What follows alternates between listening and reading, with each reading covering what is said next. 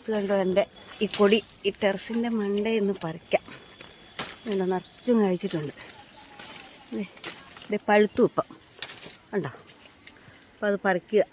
ഇത് കണ്ടോ, അത് നിറച്ചുണ്ട്. ഇതെല്ലാം ഉണ്ടേ, പറിക്കട്ടെ. ഇത് കണ്ടോ, ഇത് കണ്ടോ മുളക് പഴുത്തേ. എൻ്റെ ഇവിടെ ഈ മുറ്റത്തൊരു കൊടിയുള്ളതാണ്. ഇതെല്ലാം ഞാൻ കാച്ചിൽ, കുമ്പളം എല്ലാം കയറ്റി വിടുന്നത്. അപ്പോൾ കണ്ടോ, ഇത് പഴുത്തു. അപ്പോൾ അത് പറിക്കുക. കിളികൾ കൊണ്ടുപോകാൻ തുടങ്ങി. ഇതിൻ്റെ പഴുക്കാൻ തുടങ്ങി ഈ കുരുമുളക്. കിളികൾ കൊണ്ടുപോകാൻ തുടങ്ങി. അപ്പോൾ പിന്നെ ഇത് പറിച്ചേക്കാമെന്ന് വിചാരിച്ചു.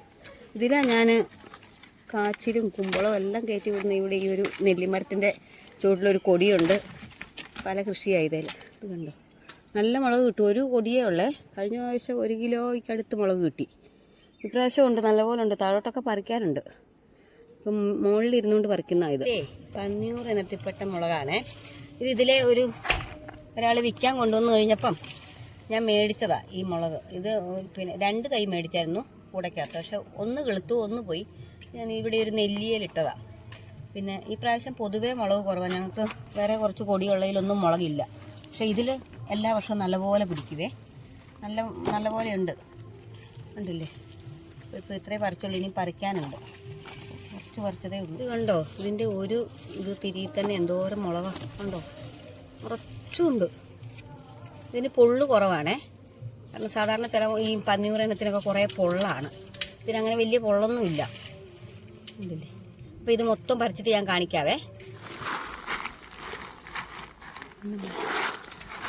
ഇപ്പം മുളകെല്ലാം പറിച്ചു. ഇനി ഇതിന് ചവിട്ടട്ടെ. ഈ ഒരു കൊടിയെന്ന് കിട്ടിയതാണ് ഇത്രയും മുളക്.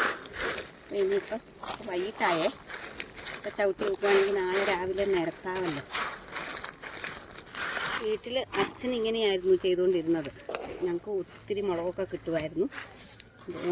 പൊടിയെല്ലാം കേട് പിടിച്ച് പോയി. പിന്നെ ഇപ്പം ഇട്ട് കൊടുത്തിട്ടൊന്നും അങ്ങോട്ട് ആകുന്നില്ല. എന്നാലും കുറേയൊക്കെ ഞങ്ങൾ ഇട്ട് കൊടുത്തിട്ടുണ്ട്. ഈ ചീമക്കൊന്നയിലും ഒക്കെ കുറവാണ്. എന്നാലും മുളക് കുറവായിക്കൊള്ളാം. ഇതിപ്പോൾ ഈ ഒരു കൊടിയെന്ന് കിട്ടിയതാണ്. അപ്പോൾ ഇങ്ങനെയാണ് ചെയ്യാറ്. അപ്പോൾ എല്ലാ കൊല്ലവും ഞാൻ ഇങ്ങനെയാണ് ചവിട്ടുന്നത്. അപ്പോൾ നിങ്ങളൊക്കെ ഇങ്ങനെയാണോ? മെതിക്കുക എന്നാണ് പറയുക. കുരുമുളക് മെതിക്കുക എന്ന്. നിങ്ങളൊക്കെ ഇങ്ങനെയൊക്കെയാണോ ചെയ്യാറ്? ഇങ്ങനെ ഇടഞ്ഞെടുക്കണം. എന്നിട്ടിങ്ങനെ മാറ്റി വെക്കണം. ഒരു ചവിട്ടിന് വരികയല്ല, 2-3 പ്രാവശ്യം ഇതേപോലെ ചവിട്ടും. ലാസ്റ്റ് അതിൻ്റെ ഇത് മാത്രമാകും, ഈ ഇതിൻ്റെ ചരട് മാത്രമാകും.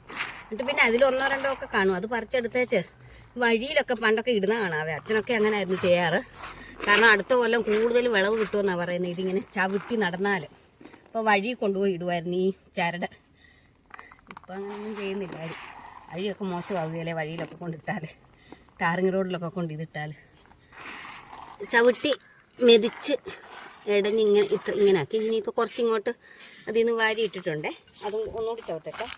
പിന്നെ ഇതിങ്ങനെ ചവിട്ടി മെതിച്ച് റോഡിലിടുന്നതേ വഴിയിലൊക്കെ ഇടുന്ന ഒരു വിശ്വാസമായിരുന്നു. അടുത്ത പോലെ നല്ലപോലെ വിളവ് കിട്ടുമെന്നുള്ള പണ്ടുള്ളവരുടെ ഓരോ വിശ്വാസങ്ങൾ. അങ്ങനെ ഞാൻ കണ്ടിട്ടുള്ളത്.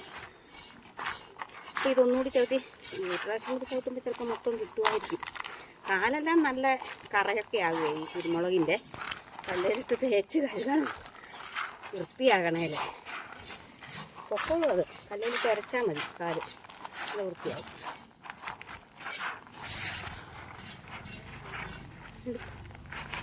ഏകദേശമൊക്കെ ആകാൻ തോന്നുന്നു. ഇടയ്ക്കുണ്ട് ഓരോന്നൊക്കെ. നോക്കട്ടെ ആയോന്ന്.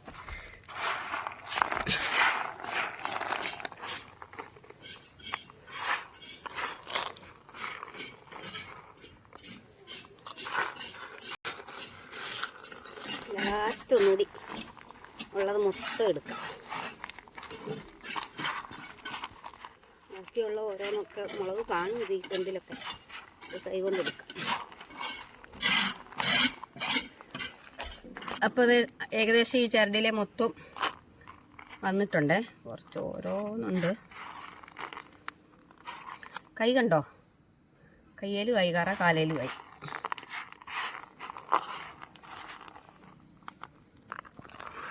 അപ്പം മുളക് ചവിട്ട് കഴിഞ്ഞു. കണ്ടോ, ഇത്രയും കിട്ടി.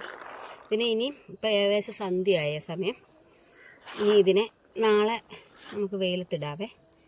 ഉണ്ടോ, ഒരു കൊടിയേല മുളക് ഈ ചരടിനകത്ത് കുറച്ചുണ്ട്, അത് നാളെ പെറുക്കാം രാവിലെ നിരത്താൻ വരുമ്പോൾ.